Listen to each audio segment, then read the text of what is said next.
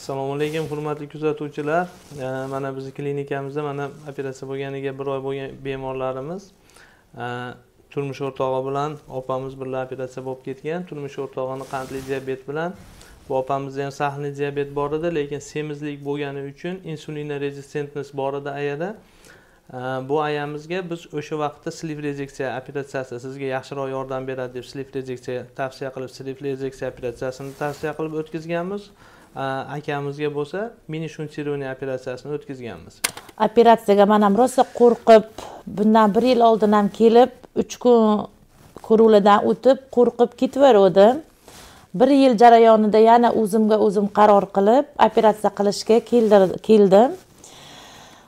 Turkiyaga, Adana shahriga ham bir davolanib keldim, foyda bermadi. 8, 9, 11 gacha sahar meni qiynadi. Bu yerga kelib, bular bilan maslahatlashganimdan keyin menga shu operatsiyani tavsiya qilishdi. Qildirdim. Mana Xudo xolasi yaxshiman. Umuman og'riq sezganim yo'qman.